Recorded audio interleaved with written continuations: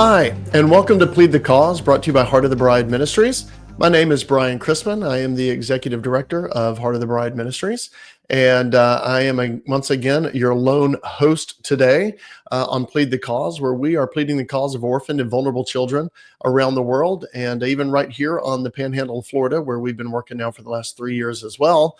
Our usual co-host Tommy is still getting life set up in Zambia with his wife and daughter, Helena and Mia. They're new missionaries there and still getting all their internet stuff straightened out. So hopefully Tommy will join us soon. In the meantime, you're kind of stuck with me. I just want to thank you so much for listening today. This is going to be, I think, a very interesting podcast, following up our last one with Bob and Candace Walker, our lead missionaries in Zambia, where we were kind of expanding the topic of, hey, what is God leading us to in Zambia? How is the ministry changing? What's that focus going to look like? And so today I thought we could get a little bit more of a unique perspective. And so I'm going to bring in two of our other missionaries, a missionary couple there, Chris and Amy Zimba. And so let me just bring them in. Chris and Amy, how you doing? We're doing well. Happy to be here. Awesome. Well, it is 9 a.m. here. What time is it for you there? It's 5:07. 5:07, yeah. Except for you at 17:07, right? Yes, exactly. Yeah. Our military people, they'll appreciate that. So Chris and Amy are in Kitwe, or actually Garnetton, Zambia, outside of Kitwe. So they're coming to us live from Kitwe, Garnetton. So thank you so much for doing that and being with us today.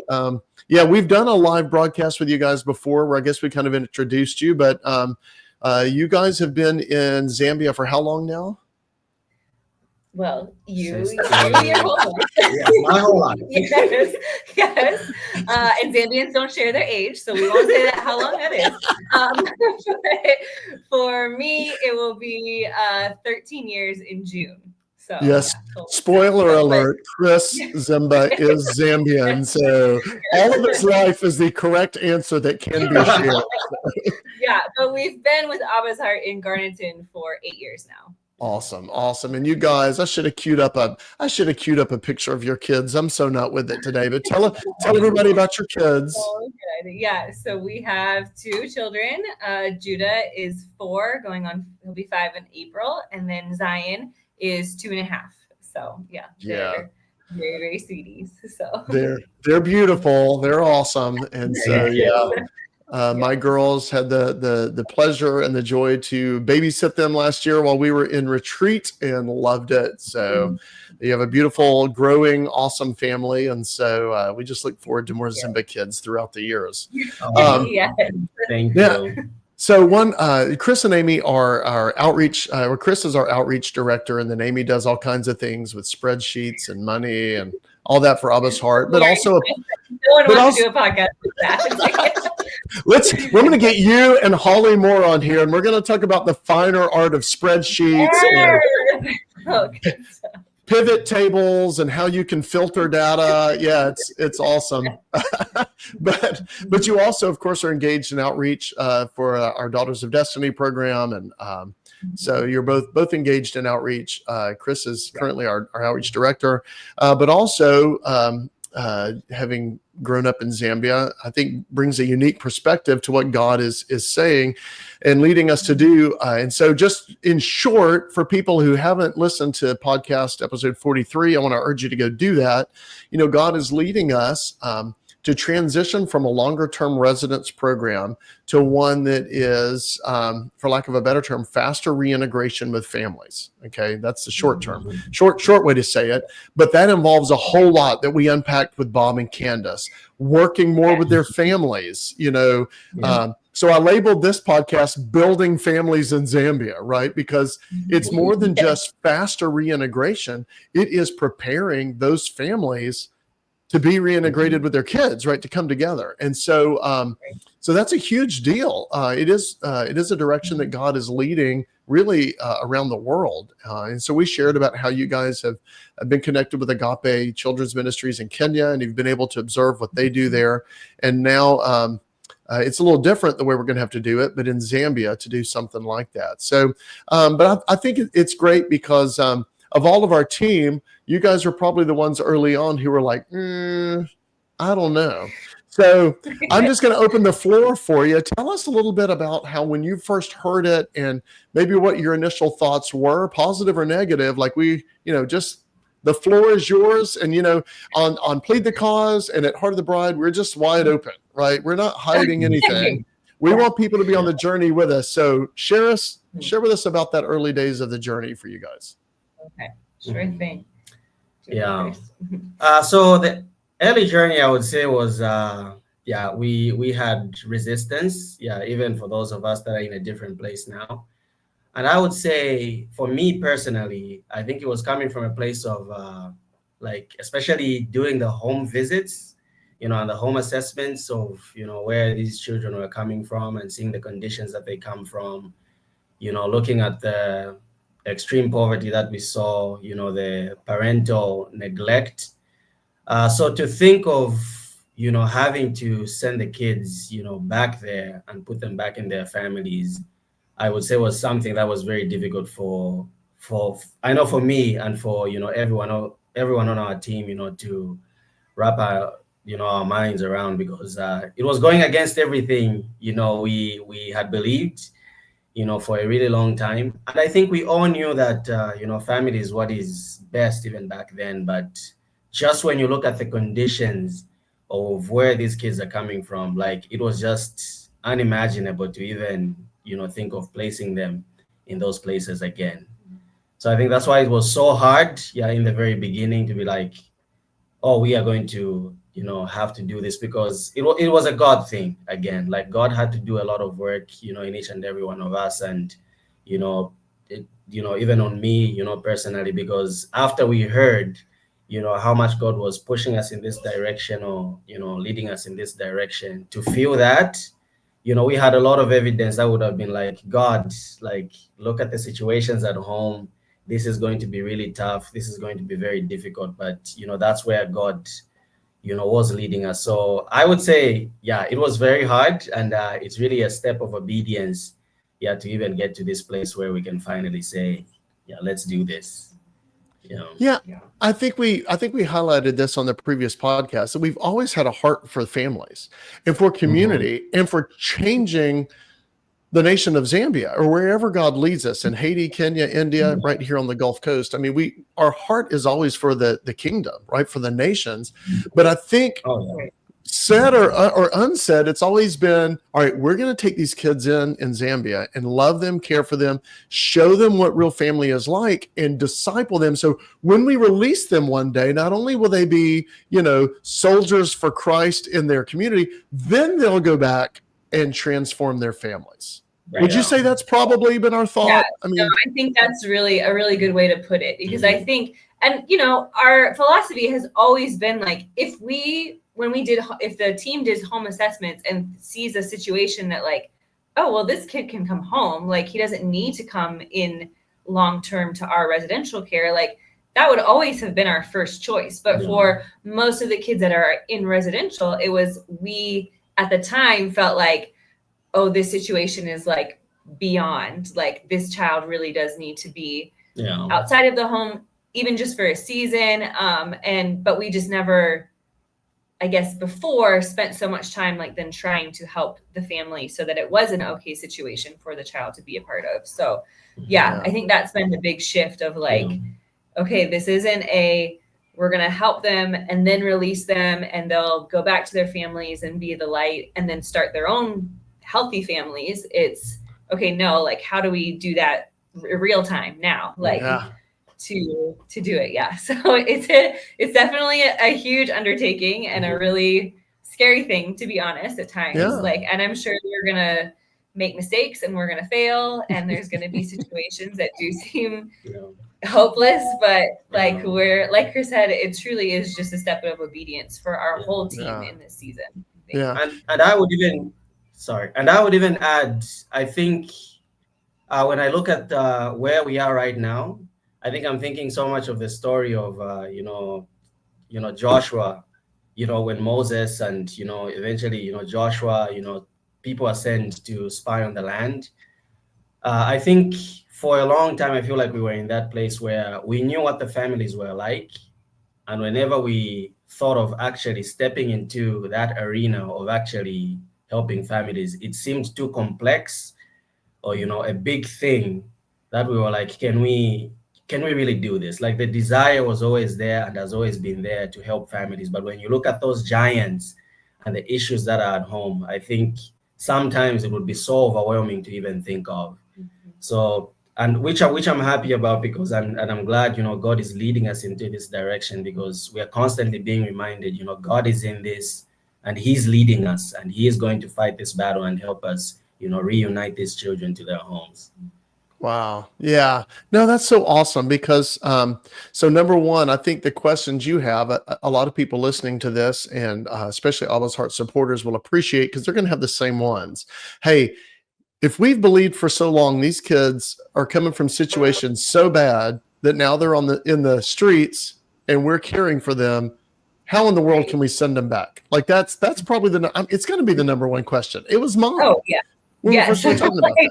Why? Yeah. Well, it seems unsafe. It seems irresponsible. It seems uncaring. Like, yeah, all of those things. But you've just hit a part of it that I don't want to jump ahead. We can maybe come back a little bit later. But you've already hit part of it, which is it's the faith part. God is saying God has built families. We've done podcasts on that, so we're not going to rehash all that. That was God's first institution. Here's the family: be fruitful and multiply. Right, husband and wife, leave and cleave, be fruitful and multiply. And so we know that that's the healthiest place for a kid to be. Right, and it's where they're going to thrive the most, in a family that is safe, where they can grow.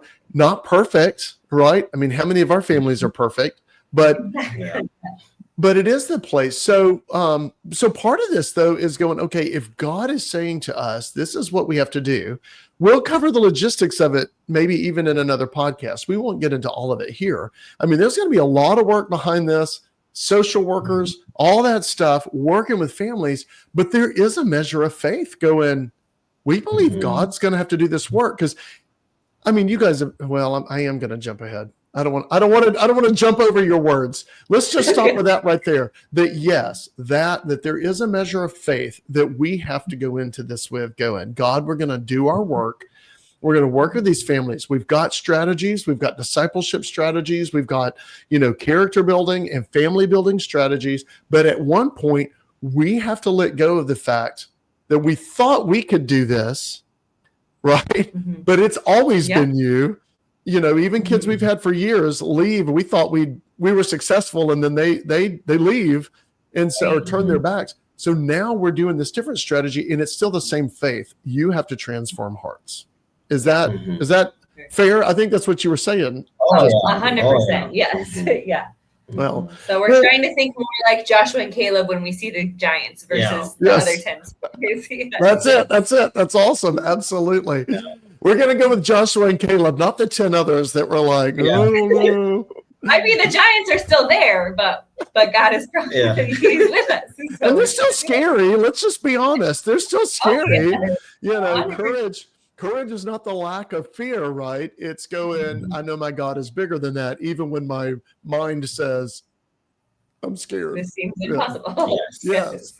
Well, tell us a little bit then more about how God changed your heart then towards this, going, no, this is how God is calling us to do it. This is what we've got to do. What did that look like? How did he lead you on that? Mm-hmm. Yeah. I would say it's been like a process again. I think over the past, maybe even over a year for sure, probably even the past few years, just as a team in general, we've looked at our strategies and been like, okay, there's got to be a different way to do this and to see different outcomes and stuff. But I think for us, at least for me personally, probably you would say the same thing, but I think the faith to actually be like, okay, this can happen, like this is happening in other parts, is when we were able to go and visit Agape in Kenya. And just, it was they were so gracious and sharing all of their everything with us. But I think just being able to see like, okay, like this is, I mean, obviously Kenya is not the same as Zambia, but they're doing it, and their kids are on campus for very, short periods of time, and they are seeing, like, I think their latest stats is like 77% long-term success rate of kids staying off the streets, staying at home with their families. And, it's not going to be a cut and paste thing, and we understand that, but just the fact that, like, God has shown us and been like, it is possible. And so I think that has been a huge help for both of us to be like, okay, like, this it might not get there in the first year. It's going to take a long time, and this transition is going to be hard, but it is possible and it's worth it. And I think for us, it was kind of like, okay, we felt like God was calling us, and then now he's shown us a way to do it. And so if we were like, no, I think so, it would be like, we would be completely being disobedient at that point, because it's like, God has said, I want you to do this, and now I've shown you a way to do this. And so now you just have to start doing it. So. Well, I'm so glad that you said that too. Yeah, because again, if you go back to the Joshua, Caleb, Moses thing, God has said, go into the promised land and take it, right? And they're standing there, and you got 10 naysayers, and Moses and 2 spies going, this is what God has said to do, for goodness sakes. Of course, now there's more to that. We could go back to, you remember when he parted the Red Sea? Like, what in the world, right? But for you guys, and watching you on this journey, praying through this with you, and being skeptical myself at times, going, man, God has said to do this. It has been very obvious. If we go through the experiencing God process, right, and looking at how he has spoken, it's undeniable. And at this point, I think we all agree we would be disobedient not to walk forward. Yeah, for sure.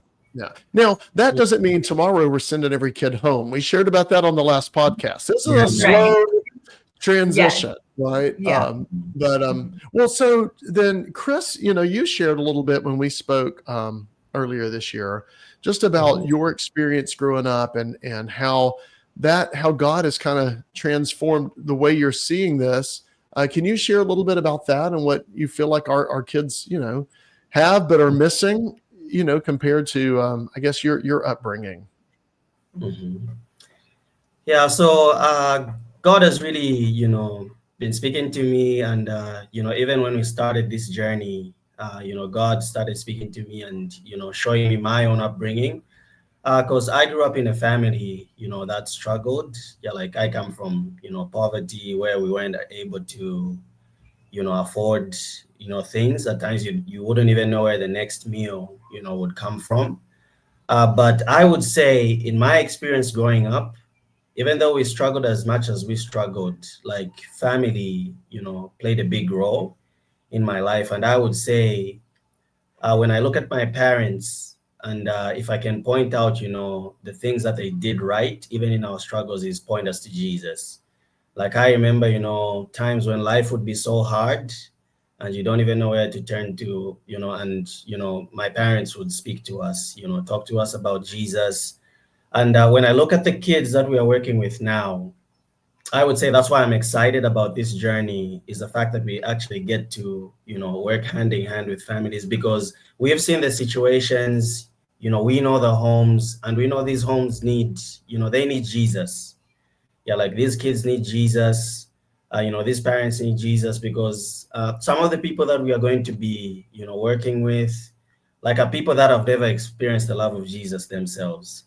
And I would say that's something that made a huge difference, just having family around, and family, that encouraged me, about going to the Lord, no matter what burden or no matter what I was going through. Like that played a very big part in the person, that I am today. Yeah, and there's just something about being, with your loved ones, I think, is why it also excites me. You might be going through hard times, but just knowing you have family, close to you, just does something different. You might not have it all. You might not be able to have a meal. And that's something that's really been speaking to me, because I'm like, when I think of the things that I went through, I think there's a huge chance I would have ended up on the streets, but that was never even a thought. And the reason that wasn't a thought is because I had a support system. I had family around. Even though we struggled together. And Jesus, was the name or the word that was spoken, over and over, that it actually taught me, to put my trust in him. Yeah, so it really does excite me when we, talk about, working hand in hand with families, because I know each and every family, especially some of the families that we've encountered and seen, like they just really need the gospel. Like they need, to know who Jesus is, because that's some of the brokenness as well. We are dealing with people who never received love themselves, and they don't know how to love others. Like we see a lot of those situations, in the home. Like we've had children and kids, open up about some of the struggles that they're having, and you realize it's just because parents don't really know, how to love their children, and they don't even know how to convey the message of the cross because they've never heard it themselves, or they've never, received it, the way they should have received it from their parents. So, that really excites me. Wow. No, that's awesome. And I know you've shared before too, and we don't have to go into details. You've shared about the poverty, but there were some other things in your family that weren't perfect, right? Like the rest of us, and some major struggles. But again, there was the solidness of your family and being with your parents. And there's always, and we've learned this more and more as we've, progressed in our knowledge and understanding of human psychology and all. Kids are just drawn to their parents. They want to be with their parents. They want to know their parents. And so and so I've heard you share that, hey, these kids are missing their parents. And it's funny because then, not funny, interesting, when it was shared with them that this is the future direction of the ministry, like the reaction was fairly good from all of them. Like, oh, wow, thank you for thinking of our parents. Thank you for doing that. And way more positive than I think we all expected. I mean, which that's kind of the word I got. I wasn't able to be there, but right? Yeah. I think there's been a little bit more processing, a little bit more tears coming out. But I would say we definitely walked away from that meeting being like, oh, wow, that was much better. Like we were expecting it to be a lot harder than it was. And they genuinely want to be in their families. If all the issues can be dealt with, that's the big thing for them. Like I want to be home. Right.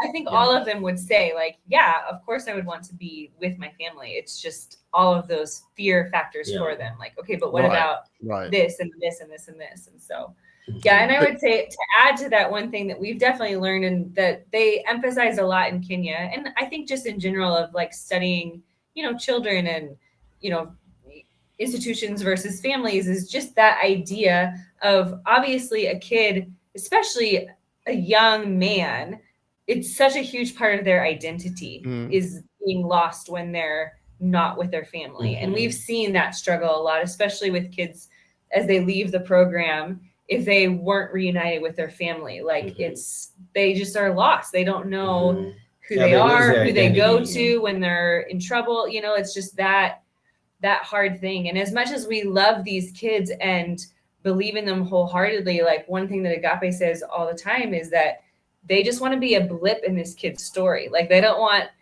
their whole reality to be around, at one time I stayed at Abba's heart and that is who I am. I'm an Abba's kid. No, like you are a Zimba, you are a, like you, whoever you are, that's your family is who you are. This was just one stop in the journey of who you are.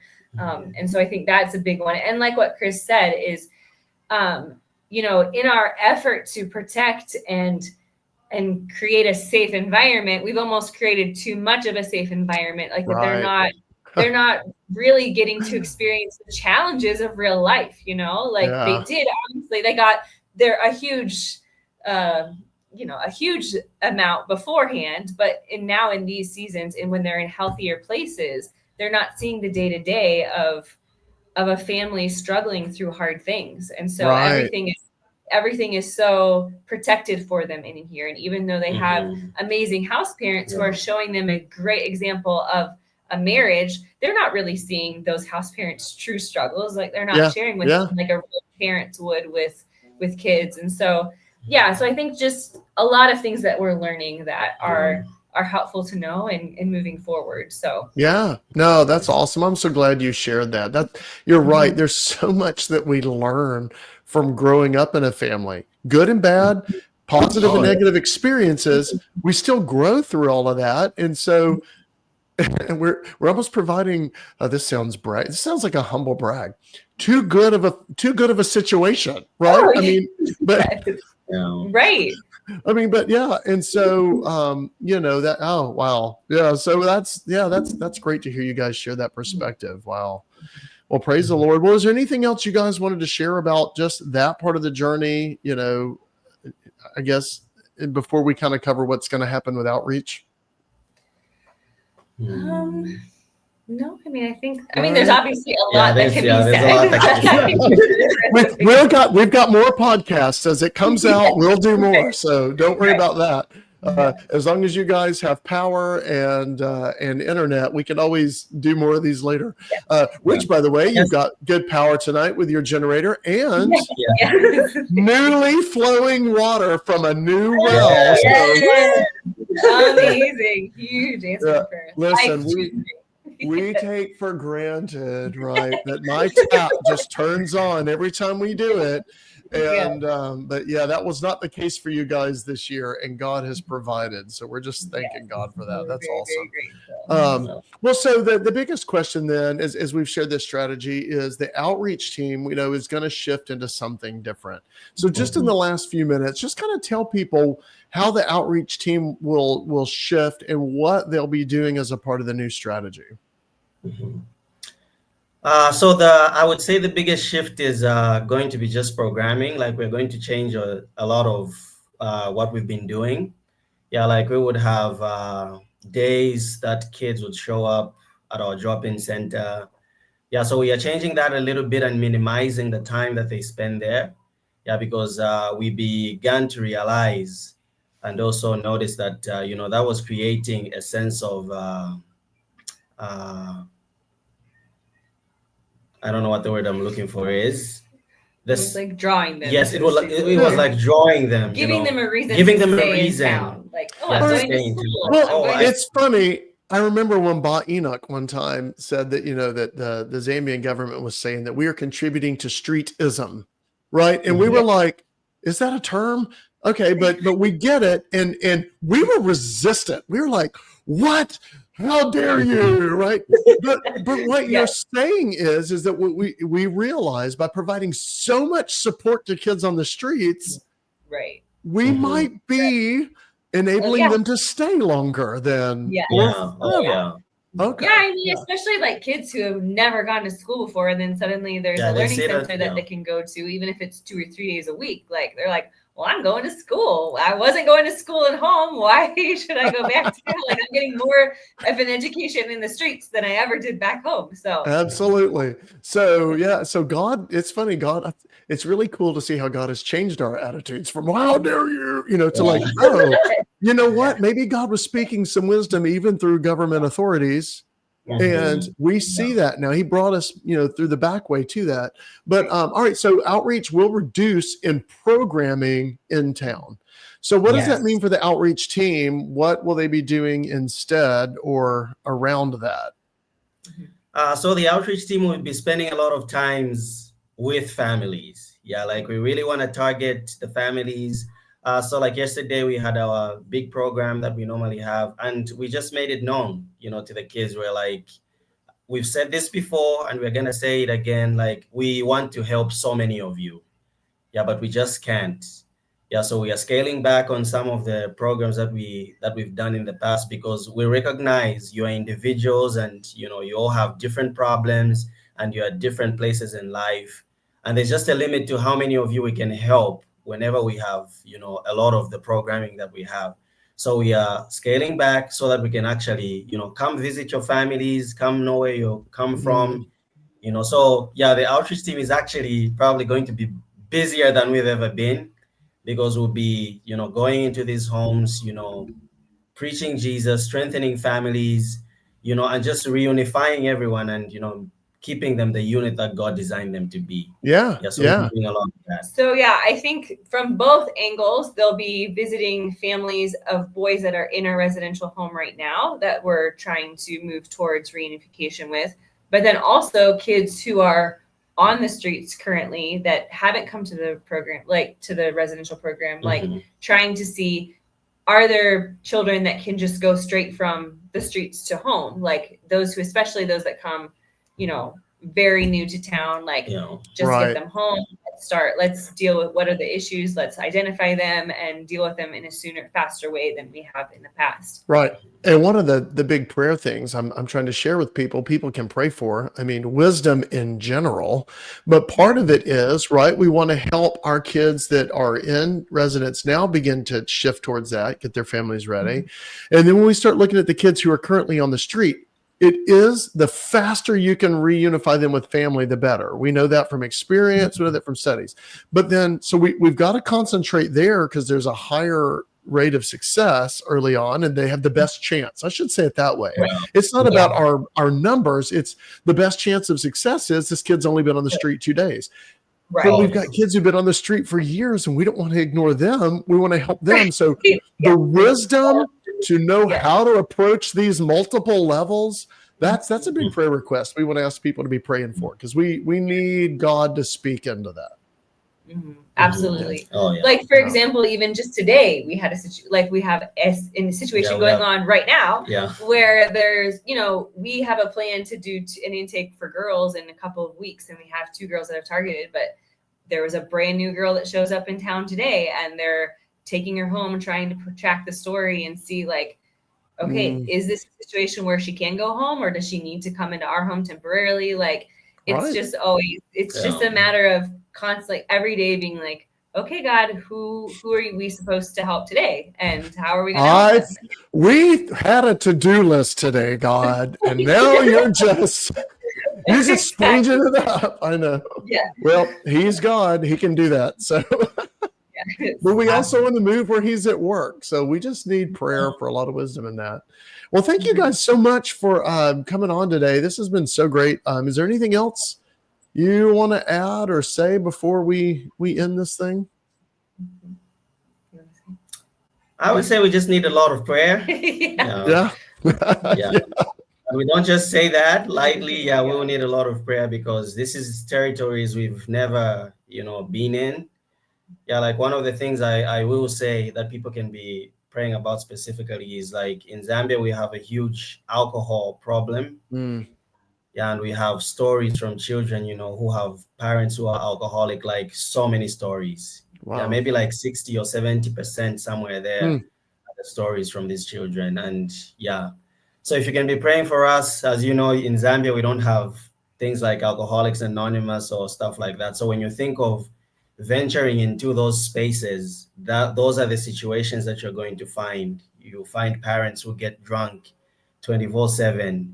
So just the wisdom on how to, help those kinds of people.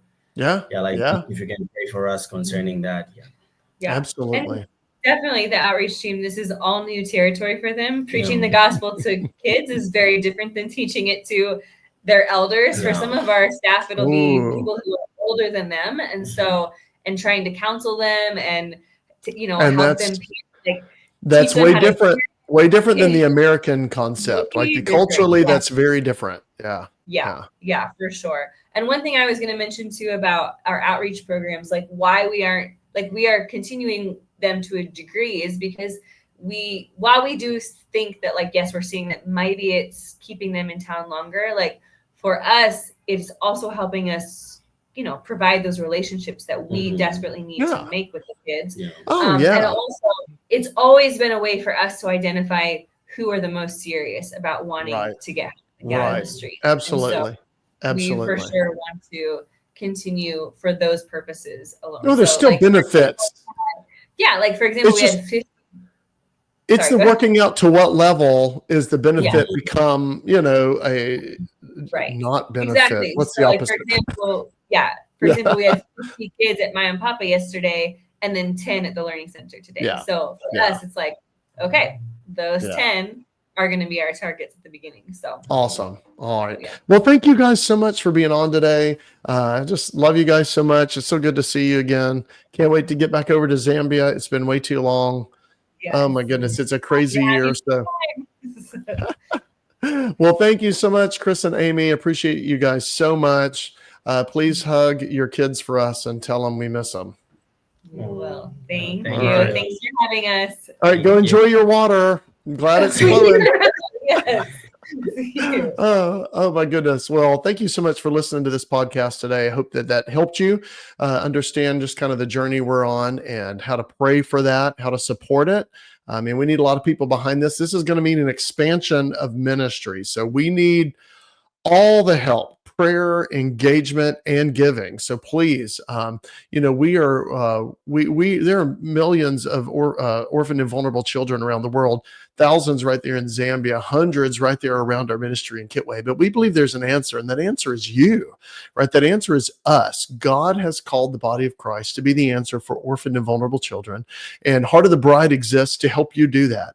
So go to heartofthebride.org. That's heartofthebride.org, and see how you can be the answer for kids just like the ones we've heard about today. How can you support the kids in Kitwe, Zambia, and their families? Right? We're the answer. So go there at the top of the page. You can click Be the Answer. We believe there are 3 ways you do that. That's to pray, engage, and give. We need people with us on all 3 of those levels. So go explore that. If I can help you in any way, here's my email address, Brian, that's BRIAN, at heartofthebride.org. Email me, and let's talk about how we can work together to serve these kids and their families. So thank you so much for listening today. If you would do us a favor, like, subscribe, follow, whatever platform you're listening or watching on, do all those things, share this video, comment on it, and help us get the word out so that we can plead the cause for orphaned and vulnerable children around the world. And we'll see you next time. Thank you so much for listening. I see the light at the end.